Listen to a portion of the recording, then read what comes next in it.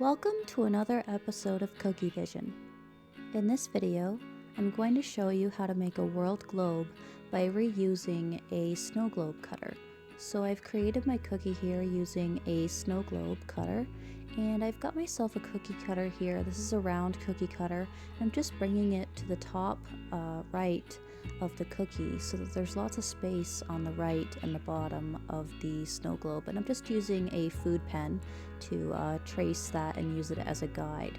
And this part here is going to be the globe. So I've got a piping consistency yellow royal icing here fitted with a number 2 tip, and I'm just doing 3 little nubby lines and then bringing it all the way down, not touching the globe, and then bringing it to the opposite side and creating another nubby by touching the circle. And you could see a lot of a lot of globes are often angled, and that's what I was going for.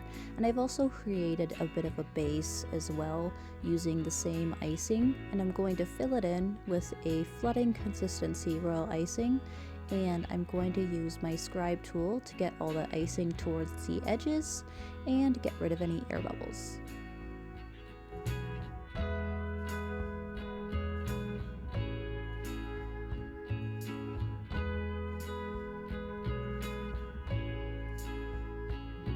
Now I've let this icing crust over a little bit, and I've got this nice sky blue sort of color, and I'm completely outlining that globe shape that we created earlier using the circle cookie cutter, and just using that line as a guide. This is a piping consistency blue with a number 2 tip.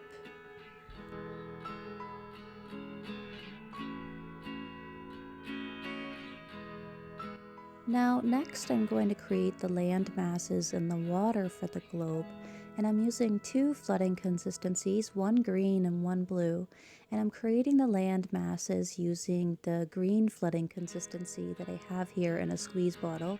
And you could choose whether you want to be super precise with it, or if you just want to do some blobs, you know, just to kind of make it look like a globe but not too perfect. And then you fill in the rest of the space with the flooding consistency blue that I have here in a squeeze bottle as well. And we're just going to use the scribe tool to get all that icing towards the edges and get rid of any air bubbles. And what this icing is going to do is it's going to dry flat. That green and that blue are going to kind of meld together, and it's going to basically create a completely flat surface once it dries.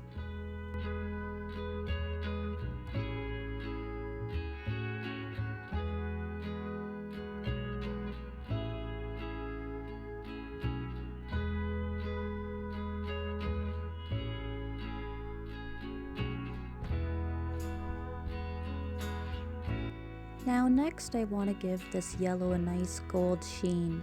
So I've actually mixed together some hybrid sparkle dust by Roxy and Rich. This color is called Old Gold, and I've mixed it with a touch of vodka to make it paintable. I'm just using a nice clean brush. Make sure you use your food brushes for food and your paint brushes for paint. You don't want to mix them. And basically just go over the surface lightly, and if you don't like the amount of gold that you've got on the surface, just kind of let it dry a little bit, and just go back over it and add as much gold as you like.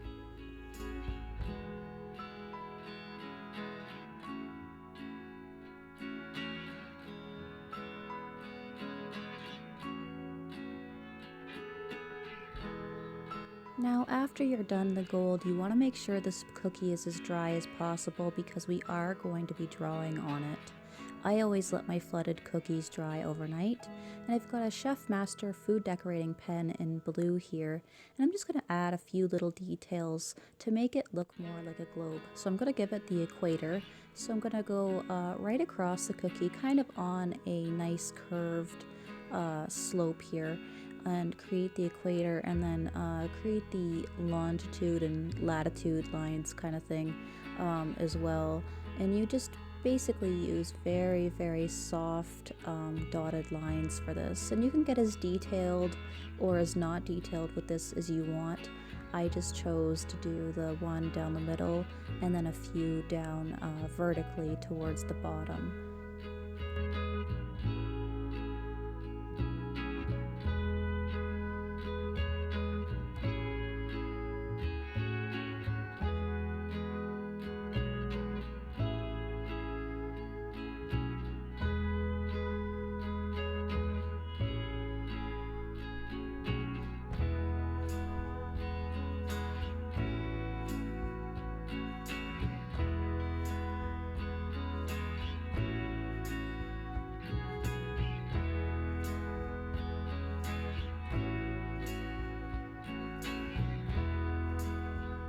Now, as soon as you're done all of these lines, your cookie is basically complete. But I want to show you who I was inspired by. This was actually inspired by a lady named Joy from Sweet Blossom Bakery, and she had actually put some cursive on these cookies and added some flowers and some leaves. And I'll just show you what I did with those cookies here in a second.